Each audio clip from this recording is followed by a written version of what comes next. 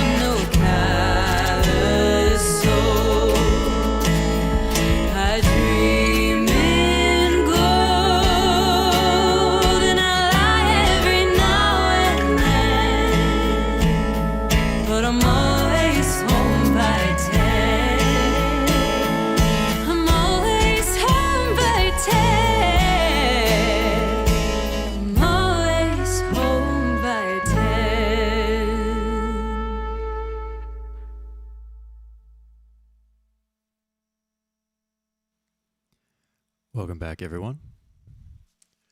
We are here for the final week of Mon Hills Audio Hour. Week 14, talking about mastering. And when I say mastering, I mean we're going to talk about the very tip, like the smallest amount of the top of that iceberg. Mastering is a process that can be as detailed and as nuanced as mixing. Typically is handled by specialized engineers. Not usually is it the case that the mix engineer and the mastering engineer are the same person. They're kind of descended from different lineages and trying to achieve slightly different things. But often, now that more people are recording and budgets are less of a consideration, a lot of mix engineers are also either being called upon to master their own mixes or maybe asked in mix review to kind of give the listener a sense of what the mastering process may do, so they have a better idea of how their mix might translate. Plus, having an understanding of what happens in the mastering process and the best practices within it can definitely help inform certain mix decisions or mix philosophies. So, we're going to go ahead and get into it. Let me switch you guys over. So before we get into any nuts and bolts work here, I'm going to talk about like a brief little history lesson on how mastering came to be, what it actually is, because there's as much mystery surrounds mixing as a term and as an art for beginners or laypersons. Probably twice as much mystery surrounds the mastering process. So, in the first days of recording, talking like end of the 19th century, when the only medium of recording was wax, there was no need for mastering and there was no need for mixing. Everything at the time was sort of, the equivalent of live to tape, quote unquote, where the person that was performed in front of a horn, which moved a needle, which cut the performance into wax, and that was it. There was your recording. There was no processing, no any work to be done after the fact. And the device which recorded it was the same device which played it back. Because of this, each recording was a one-off. It was unique. It was one of a kind. And if you wanted more than one copy of a recording, there was never going to be an identical copy of it, because the only way to make a second version of it was to have the artist perform it twice. That started to change shortly after the turn of the century, when everything shifted to disc recording, discs being a more durable medium and therefore able to be reproduced. But the recording mechanism was effectively the same. You were still going straight to the recorded medium. Like, the artist would perform and that would get cut straight onto a disc, and then that disc would be played back on the same mechanism. There was no processing that could be happening, anything like that. So the method of reproduction was simply using that original disc to create a mold, like a negative, a version of the grooves cut by that lathe into that disc in relief, so that a stamp could be made and pressed into blank discs. That original disc was called a master. And that's where the term master for a finished recording comes from today. But actually, it had nothing to do, and this is kind of a distinction that's important to realize still today. A master, in the sense of the actual recording, is not the same as a master for reproduction. The master, that is the recording, is a little bit more abstract. That implies, the intellectual property embodied in that recorded master, all the elements within it. The reproduction master is an object, is a disc, or whatever the reproduction means would be today. But getting off track here. When, for the first time in the 40s, the recorded medium and the playback medium were no longer the same thing, because tape recording first started to emerge. So that was easier to work on. It sounded better, and you could, as an artist, you could take multiple takes before you settled on a performance that you wanted to commit to release. You were able to edit it to a degree.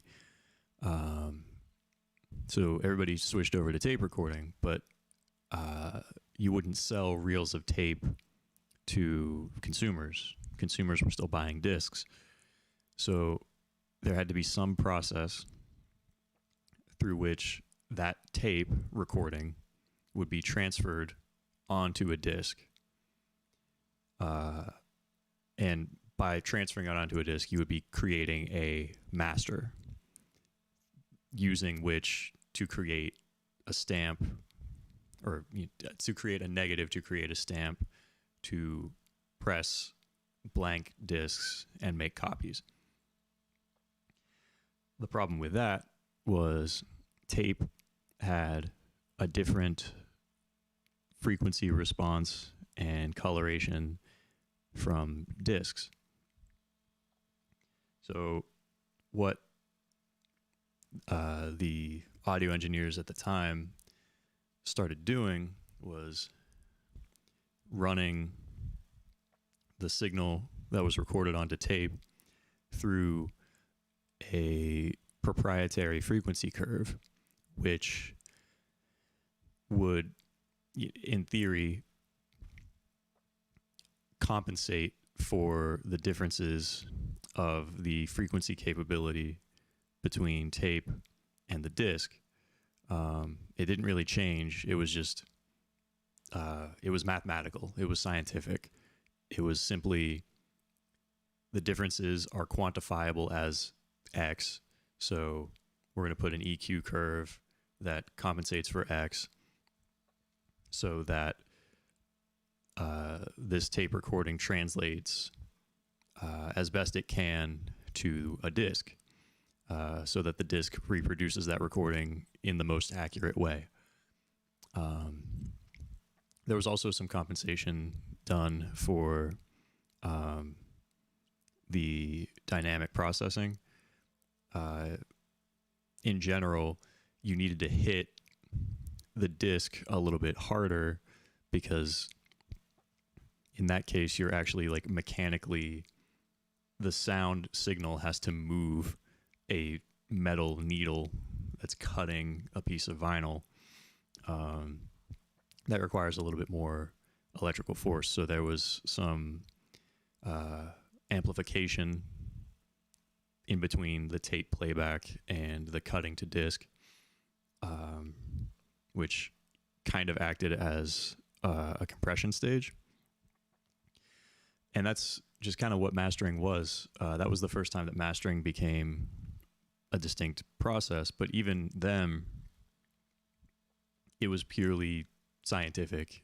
There was no creative element to it. It was simply allowing for mechanical differences.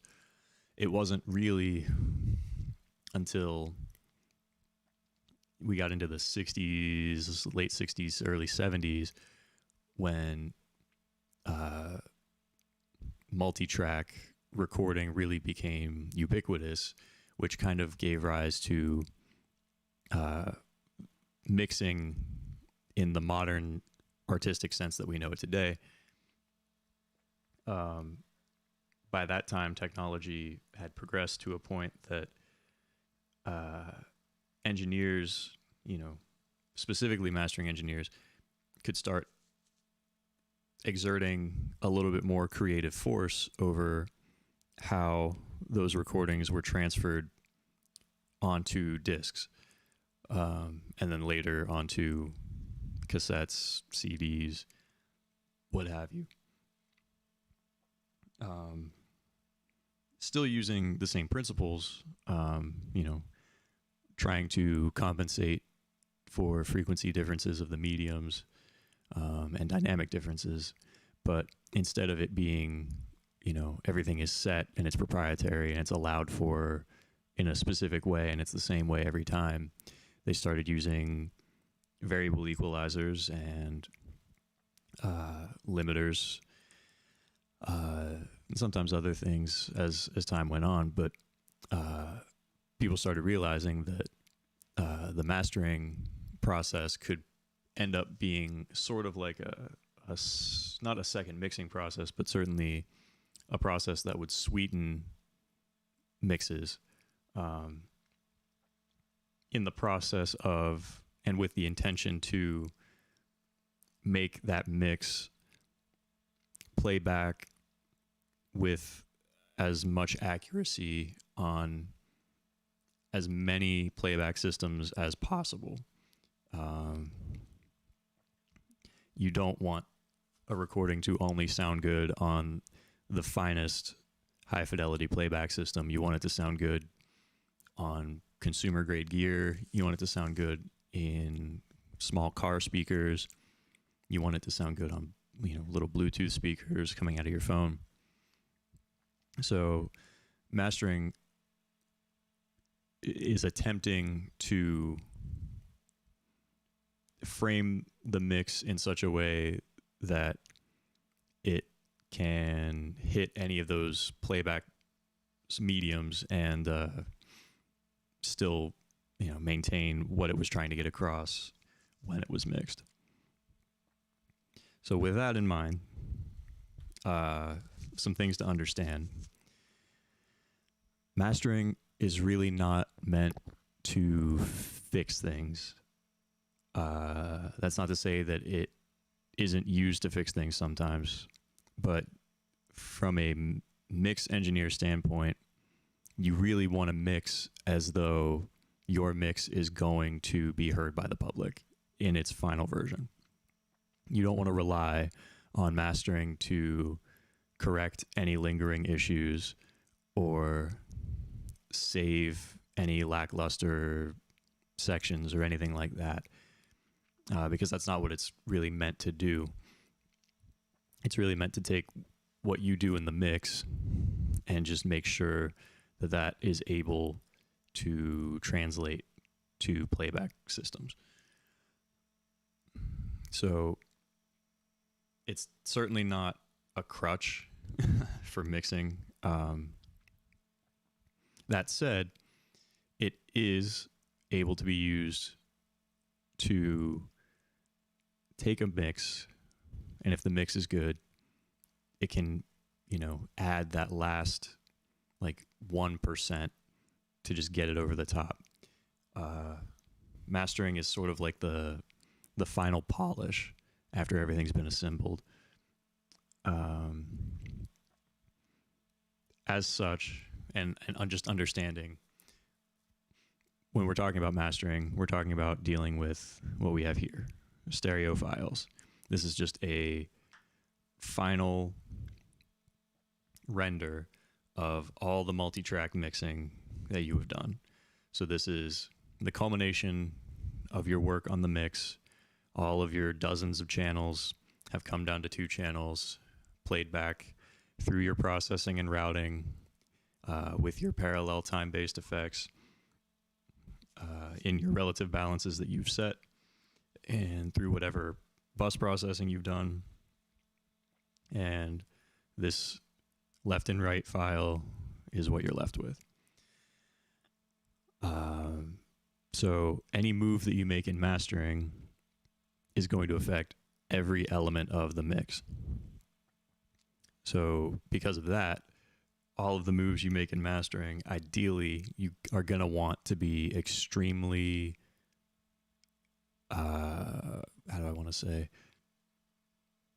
extremely gentle, extremely transparent, extremely subtle. You don't, if you find yourself in need of making aggressive changes to whether it's frequency or dynamic range in the mastering process, there's probably an issue with the mix. And again, mastering is not to fix mix issues. It is simply to polish and prepare for copying and listening on many systems a finalized mix. But with that, we're going to get into it. Just to tell you what you're looking at here, because there's 2 files. I've just gotten in the habit lately of always making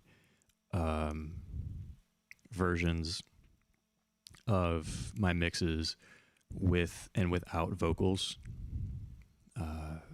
If any of them would ever be called up for synchronization purposes, in many of those instances, a vocalless version is called for. So that's just what these are. The top one is the full mix, and the bottom one is just the instrumental. If we go over here, simple routing. These white channels over here are just my talk back in the pre-show, so don't worry about that. literally just one channel, or in this case two, one for instrumental and one for the vocalist. And one instantiation of a plugin. Also, pan pots should always stay left and right, and your faders should always stay at unity. This case, I've got my fader down at -6. That's just for the playback purposes of this stream. But let's go ahead and get into it here. I'm going to preface this by saying, for me, when I master, I've gotten in the habit of using a tool set called Isotope Ozone. Any real mastering engineers out there that are listening can go ahead and roll your eyes now, but it works for what I need it for. But I just, like, everything that I'm using within that has an equivalent that comes stock. There are attributes of, like the equalizers or the imagers that I'm going to be using in this plugin that kind of optimize them for mastering. But in general, the same concepts apply regardless of what actual processor you're using to achieve it. So we can go ahead and open this up here.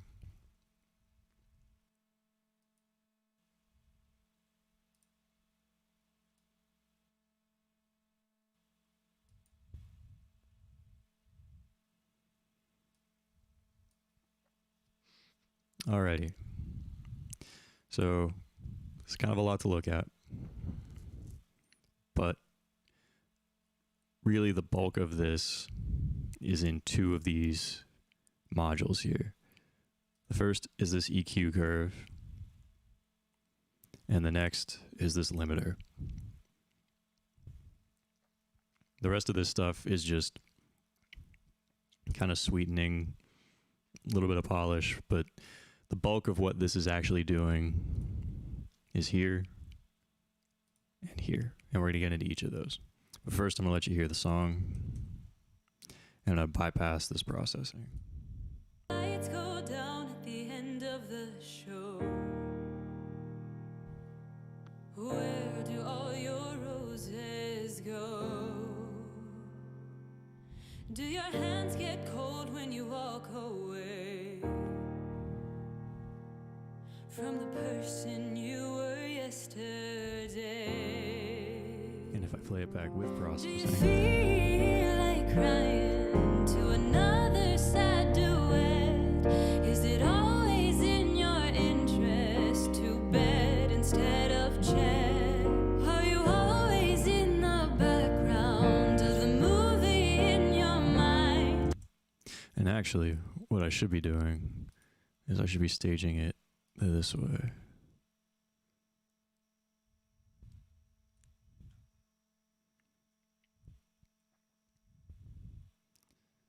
So, just to give you a more accurate sense than what I just gave you, here's without processing. Feel like crying to another sad duet. Is it always in your interest to bed instead of chat? Are you always in the background of the movie in your mind? Do you like to flirt with danger to make up for lost time? When the lights go down at the end of the show, where do all your roses go?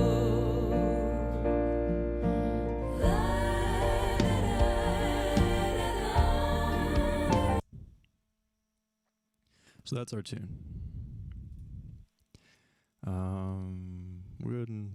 Well, I'll go in order. So this is just kind of a little module here. It's called low end focus. It allows you to kind of set the definition of a sub frequency range. In this case, I'm using it to affect between 35 and 300 hertz. It's kind of a subtle effect. Pretty much everything that we're going to be listening to today, you're probably not going to hear differences unless you're listening like on headphones or monitors.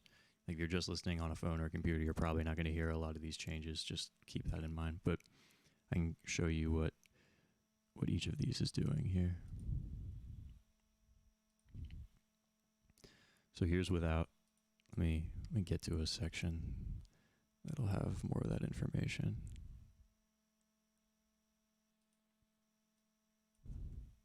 See me when you're dreaming. Am I there when you're awake? Or will I be the only chance you didn't take? Do you hear the better angels that call out? So it's going to make that kick drum and that bass a little bit more distinct. That's really all that's doing. Nothing crazy. But I have that before I go into my EQ. Now, remember, as I said, all the moves you want to be making are extremely subtle.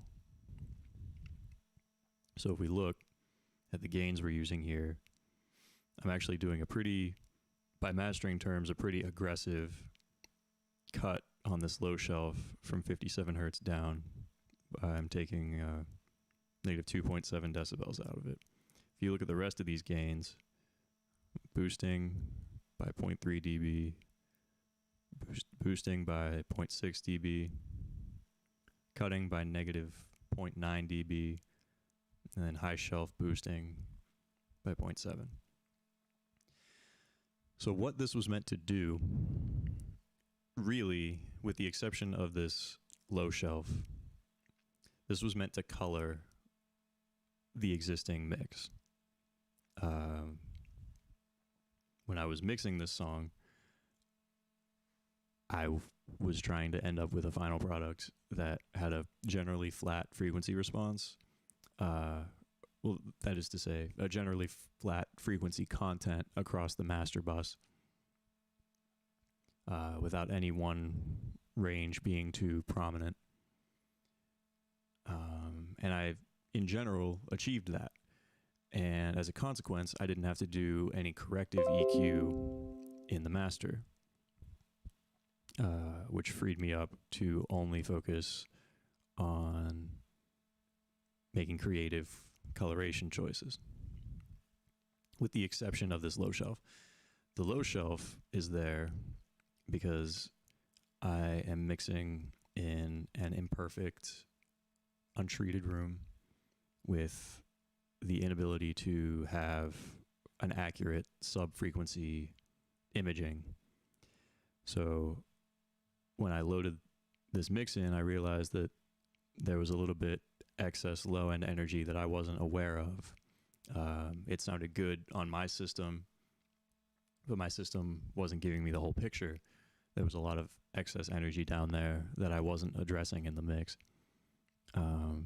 So this is to correct that. This is to prevent the excess low-end energy from overloading any lesser playback systems when this goes out. But the rest of these moves were purely just to fit a sort of aesthetic vision that I had for the sound of this song. So let me show you what that achieves. So here's without the EQ. See me when you're dreaming. Am I there when you're awake? Or will I be the only chance you didn't take? Do you hear the better angels that call out in your head? Or do you not believe in all? Again, it might be a subtle change, but the summation of these subtle changes casts the song in a different light, or at least I think so. You notice it kind of, there's almost like it's hard to describe, but like this, it lends an almost cinematic quality to the sound, just by accentuating or reducing these ranges. And then this shelf also cleans up just a little bit of some muddiness that might occur. Just listen back again. Just like think of it in visual terms rather than strictly aural terms. See me when you're dreaming. Am I there when you're awake? Or will I be the only chance you didn't take? Do you hear the better angels that call out in your head? And it's this stage, this EQ stage, that is easily 45% of the benefit of a master. Just finishing the mix, being away from it for a while, and then coming back to it and seeing, okay, I was concerned with making individual elements fit. Now I can be concerned with what the consequences of that are, what that is left with when all those elements are combined, and I can look at this piece holistically and go, okay, is any range over accentuated or lacking, and if so, making corrective moves to allow for that, and if that's not the case, then asking yourself, okay, are there any, specific colors that I want to create in this, and how do I achieve that? If there were corrective measures to be taken, just to kind of give you an example of how you might approach that.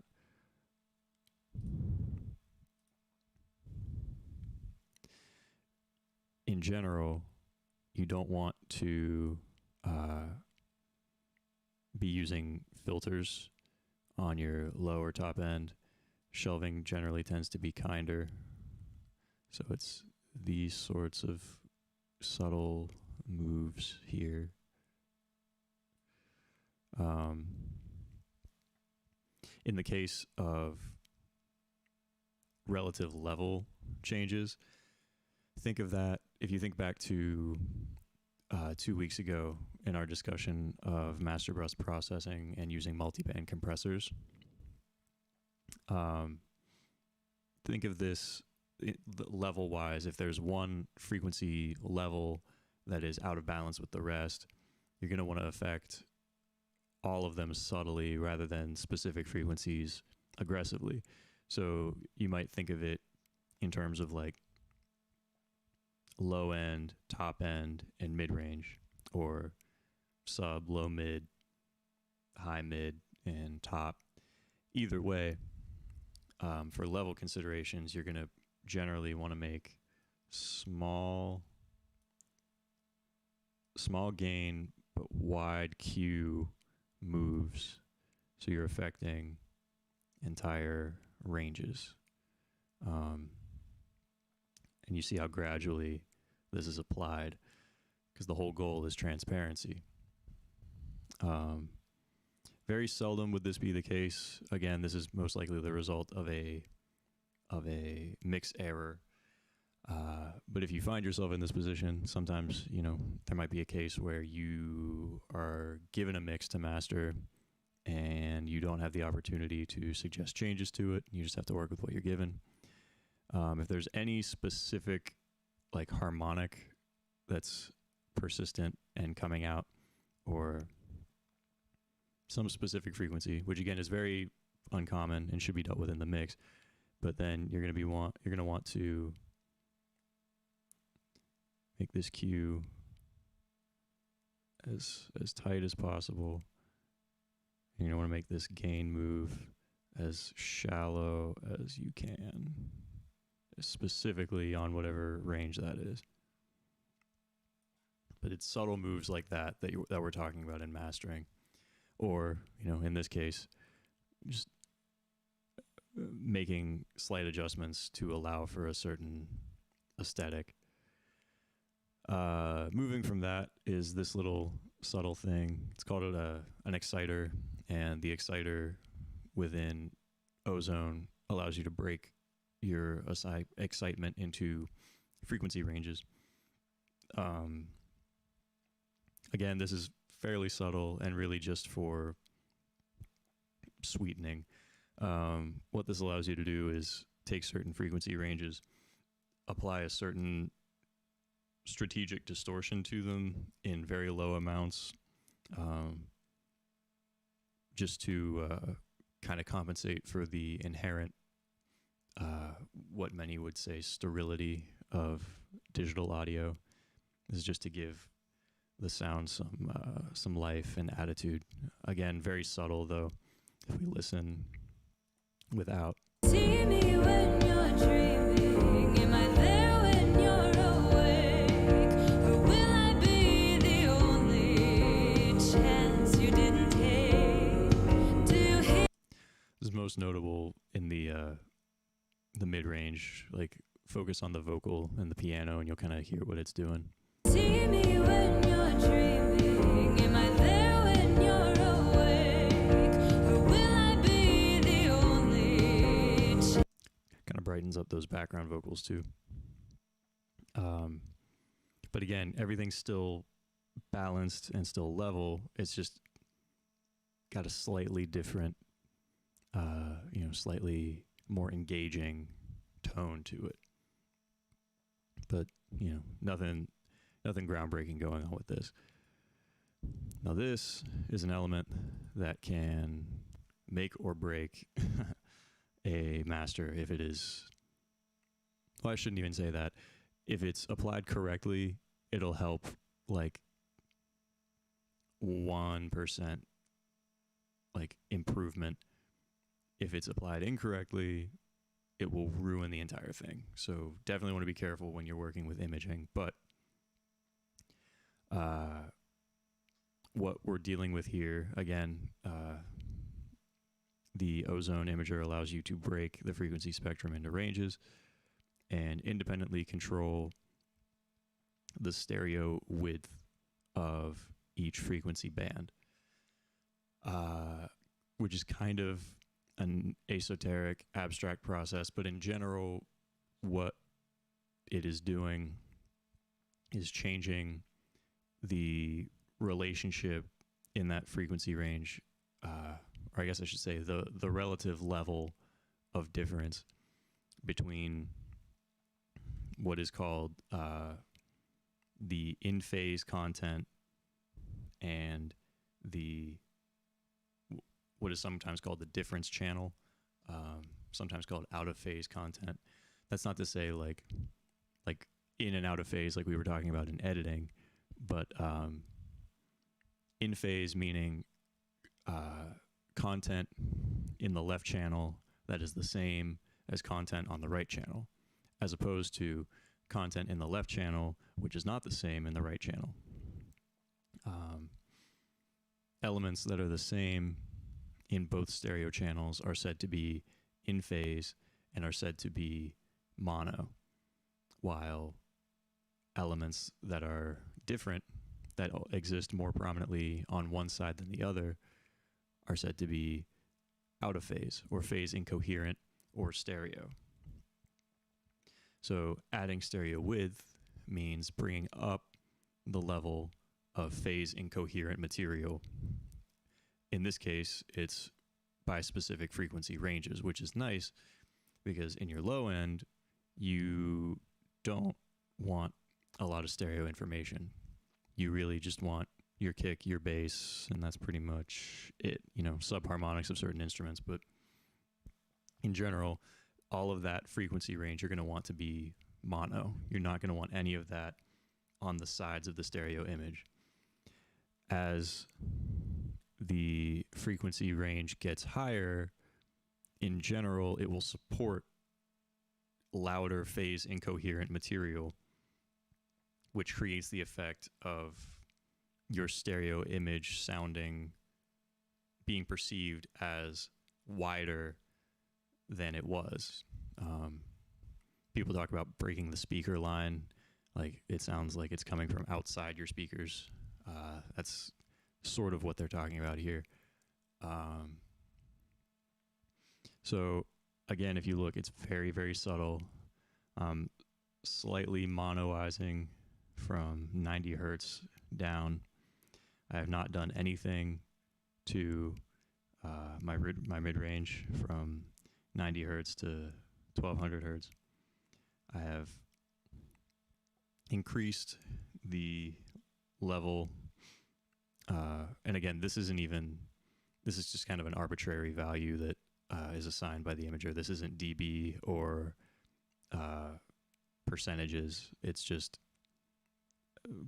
6, units, however that is defined in the back end of this processor, units more than the phase incoherent material used to be.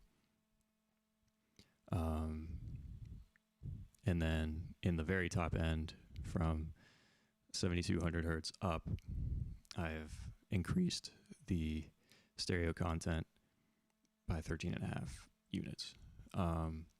This is definitely something that you won't hear unless you're listening in headphones, but it is kind of a cool effect that is presented. See me when you're dreaming. Am I there when you're awake? Or will I be the only chance you didn't take? Do you hear the better angels that call out in your head? Or do you not believe?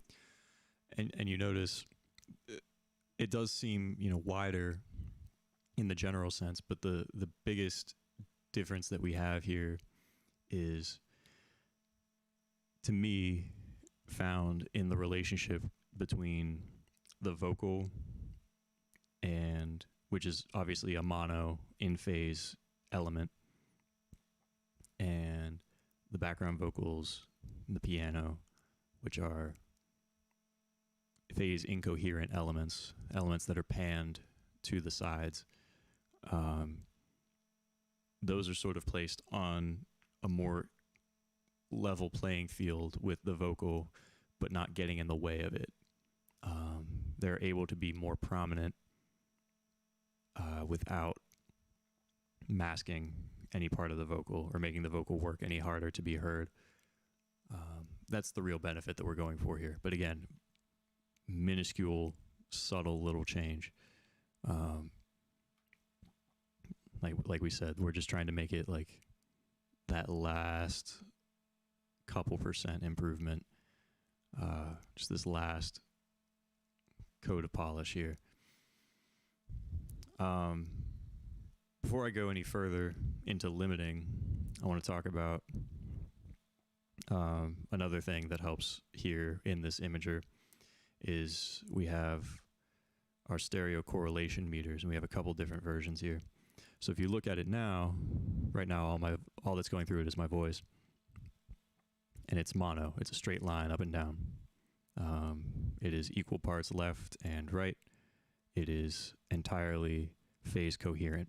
So what we're looking at here is we have these quadrants. This is left. This is right. This is totally phase coherent, and this is totally phase incoherent. So the +1 is essentially would be a mono mix, like everything is in phase. -1 would be like something completely different in the left channel than what was in the right channel, so completely out of phase. 0 would be an even balance between in and out of phase. And likewise, left and right would represent, only left content, only right content, or a perfect balance. So if we play the song back. See me when you're dreaming. Am I there when you're awake? Or will I be the only chance you didn't take? Do you hear the... So if we watch the meters, it's pretty balanced. It does favor the mono channel slightly, which is okay, because again, that's where, that's your lead vocal, that's your kick drum, your bass.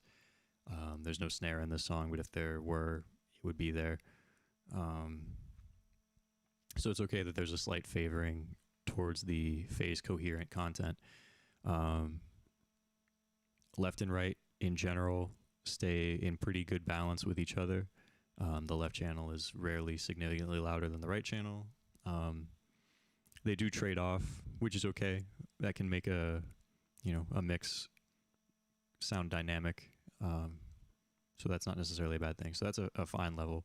We have other meters at our disposal here too, like polar level. See me when you're dreaming. Am I there when you're awake? Or will I be the only chance you didn't take? So with this same graph, but what it's tracking is it's showing you the actual width, like in a visual way, that the center and difference channels have.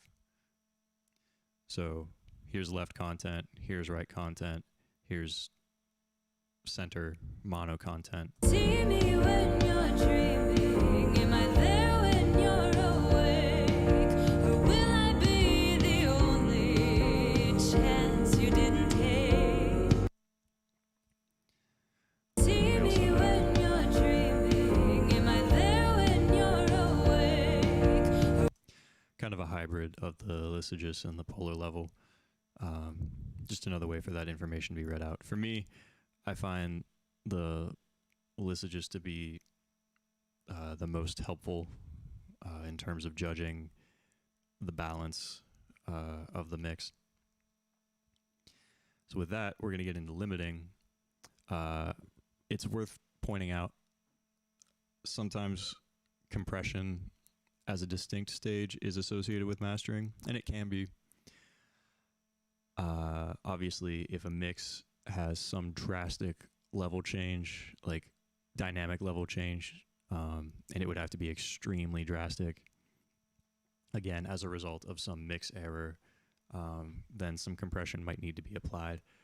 For me, I try, if it's a mix that that I'm mastering, I try to mix such that isn't a problem, and therefore I almost never use compression in my mastering chain. Again, if you were to, I can call one up here.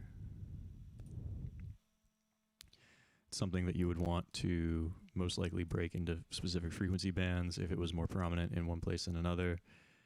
You would want to use, in general, very slow attack times, fairly quick release times, and fairly low ratios in order to keep the compression as transparent as possible. But again, that's definitely a last resort sort of thing.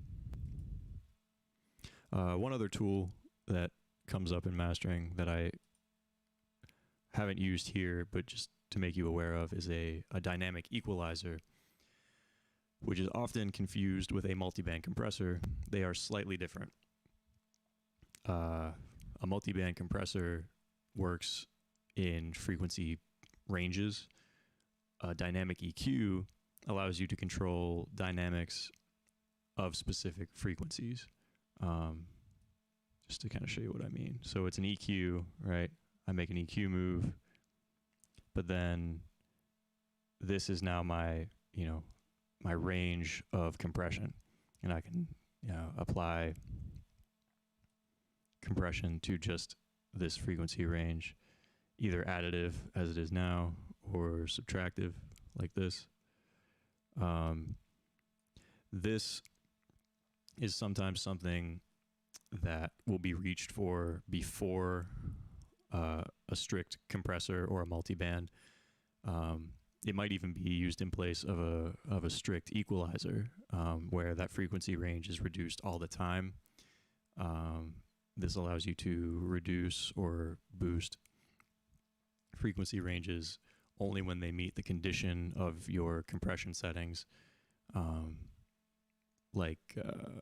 Say there's a sibilant frequency that's just really tearing this song apart when the singer is singing, but it's fine in all the other elements. So you might have a compressor that's going to act on it at that specific frequency to turn it down when the singer is singing, but then it goes away and becomes transparent again when the singer's not singing. But again, that's kind of a corrective measure that if a song is mixed well, it shouldn't need to be taken, but it is a tool at the mastering engineer's disposal. But with that, let's go ahead and get into limiting. So, a limiter, as we may have discussed in our compression episode, is effectively just a really fast compressor, which is true, but it also is going to have the effect of raising the level proportionately of the content that is below the limit that you set. So in this case, we have a couple controls here. We have a ceiling, which is our limit, and then we have a threshold, beyond which everything is limited, meaning is pushed up towards the limit.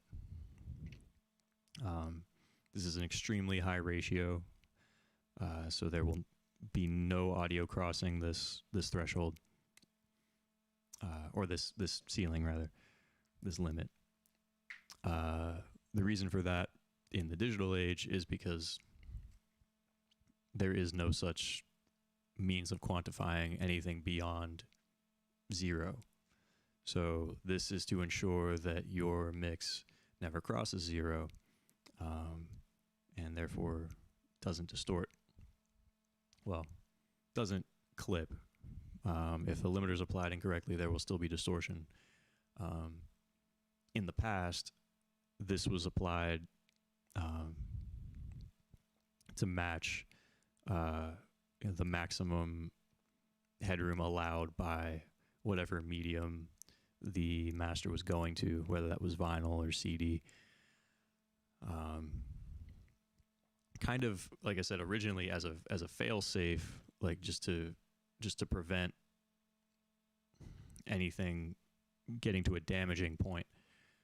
But then it started being used to make things louder, and that's still the use of it. But this is, remember how I said EQ is probably 45% of the benefit of the master? Well, the limiter is probably 50% unto itself as well. This is something that will make or break. If it's limited well, you're going to have a record that sounds loud and full while still maintaining a healthy dynamic range. If you limit it poorly, chances are good you're either going to have something that is highly distorted and makes listeners tired because there's no dynamic range. It's all the same level of loud the whole time. Or you're going to have a mix that sounds weak and is hard to hear, annoys people by making them turn up their playback systems. So this, to me, is sort of the most crucial point beyond equalization. So for me, I knew that the primary use of this song was going to be streaming platforms, all of which apply some degree of what is called loudness normalization, which just means that whatever song, whatever audio material comes in to them for hosting, they're just going to take the highest point of any that exists in that audio, and they're going to put it at a precise level, whatever that is. Each platform has a different one. So whether that is if the loudest point of that audio is louder than their normalization level, it's going to get turned down. And if the loudest point is quieter, it's going to get turned up. And then by whatever amount that peak was turned up or down, the rest of the waveform has that same move done to it. So it's not changing the dynamic range, it's only changing the overall amplitude, the overall playback level. But the process of it doing that, especially if you've exceeded that point, the point of their normalization level, is not transparent, especially since you're dealing with compressed audio at that point. So it's not generally desirable to submit something to streaming platforms that exceeds the normalization level that they use. So in general, aiming for around -1 decibel on your ceiling, -0.9, -1.2, I've found tends to be a safe range. A lot of people, based on conventional wisdom, will put their ceiling here. If you limit up to that point, you will probably exceed normalization levels on streaming, at least. Now, if this is a CD, that's a different story. You might be fine to push it up to here on a CD because you have no loudness normalization to worry about. You have only the overall headroom that's able to be encoded onto a CD, which is up to obviously 0 dB.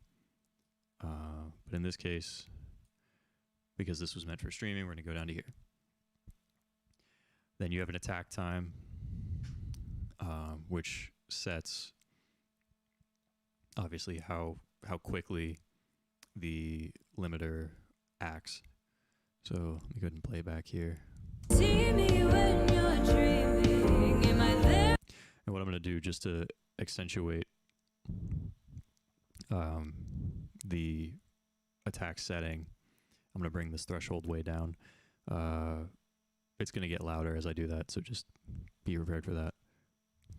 See me when you're dreaming. Am I there when you're awake? Or will I be? So you can see it affecting, like, as the waveform comes across, it's going to turn down stuff which would exceed the limit. But it's doing so in what's called look-ahead mode, so that it can start that attenuation before the peak arrives, so it's more gradual and therefore more transparent, more difficult to notice. But if I slow the attack down, See me when you're dreaming. Am I there when you're awake? Or will I be the only chance you didn't take? Do you hear the bell? so you notice anything too slow and it doesn't catch what it needs to. Anything too fast and it starts sounding choppy. So go ahead and put these back where they were. In general, you want to aim on the faster side, but without it sounding choppy.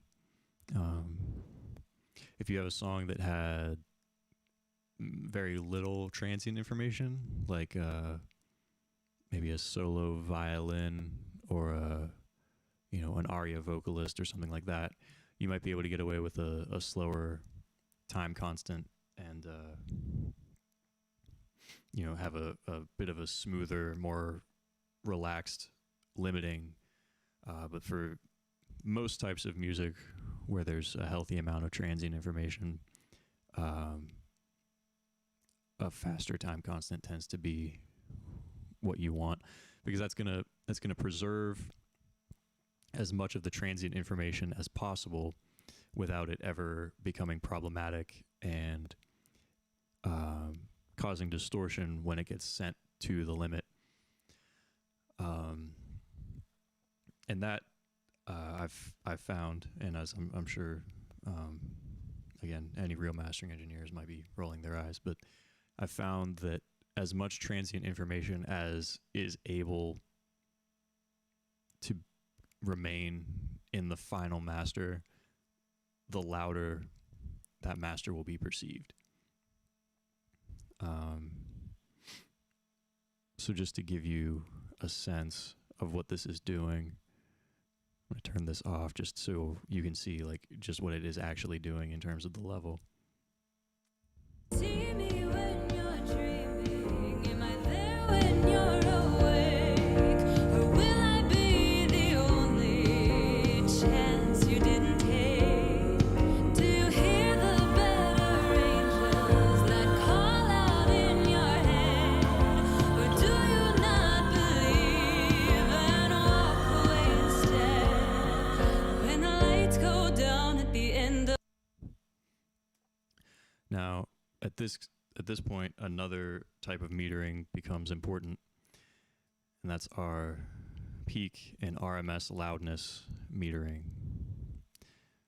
So what that does is it tells us, the peak tells us the loudest point, like in its most basic, truest sense, and what RMS tells us is the perceived loudness over time. And in the case of the RMS meters, that's these here, in Ozone, it's going to give that to you over a fixed interval of time, but it's going to give you a sense of the dynamic range of that section. And if you pay attention to it, it'll give you a sense of that across the entire song. So what I tend to do when I'm setting my threshold on my limiter is I have a specific amount of dynamic range I want to make sure I leave at the end of the master. Anything less than that, and it's going to be too quiet, too weak. Anything more than that, and it's going to sound too crushed. So for something like this, I want to leave a decent amount of dynamic range just because of the style of music that it is. In this case, I'm going to play back the loudest part of my song and see the RMS values,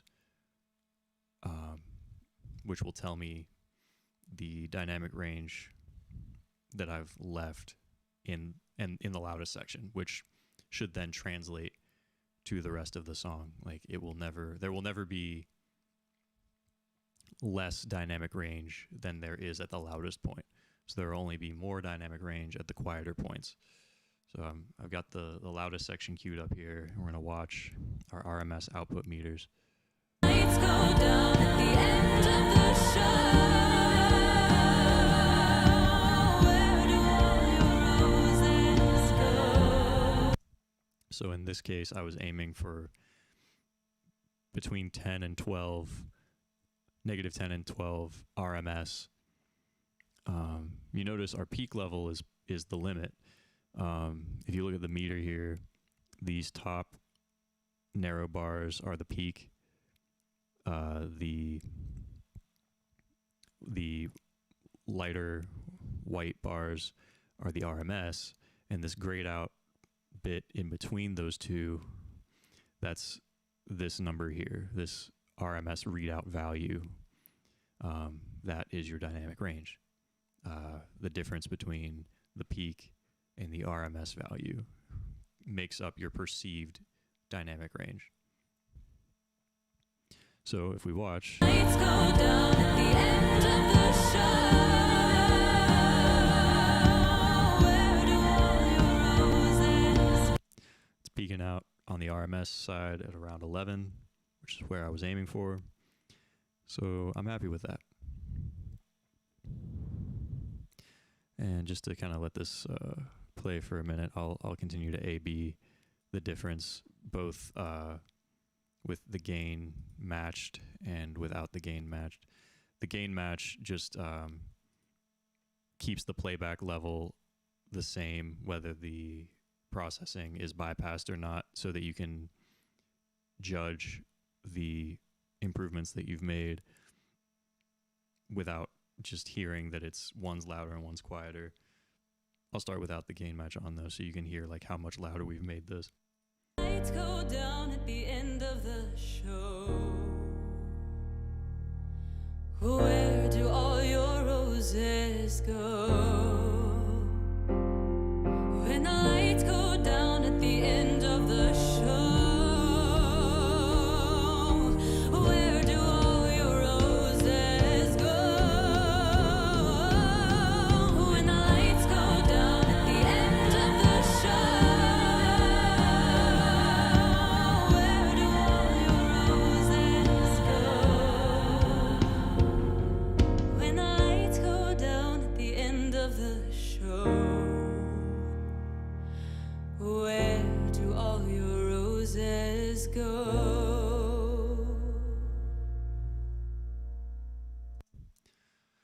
So you can see we've made it a significant amount louder, which is going to improve translation to our platforms, because we've made it louder in a strategic way that still allows for a proper limit and a proper dynamic range.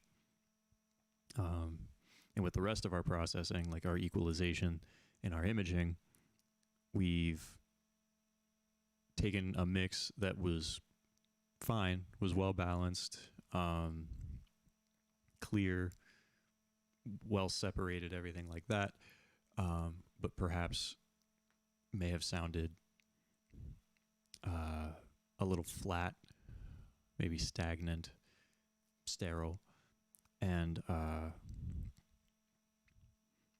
just kind of giving it an extra element of life before it goes out, which is, to me, that's when mastering is its most fun, when you're not trying to be corrective and can just focus on being creative.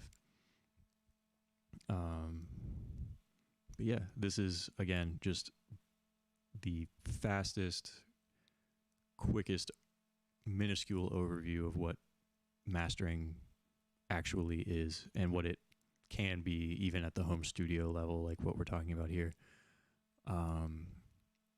But hopefully this can shed some light on that otherwise mysterious process, and will help inform some of your philosophies in mixing. And if you find yourself in a position that you need to do some mastering work on your own mix or for somebody else's, hopefully this gives you a sense of how you might approach that. Also want to go ahead and just say thanks for sticking with me for this long. 14 whole weeks of this series here. It's been a hell of a ride, and I hope you've gotten something out of it. I've certainly enjoyed getting to do it. Just the act of having to figure out how to explain things has brought me to some realizations that I wasn't consciously aware of. But I've certainly learned a lot in trying to put these together, and I hope you have too. Yeah, with that, I wish you the best of luck in all of your audio endeavors, and I will leave you with that.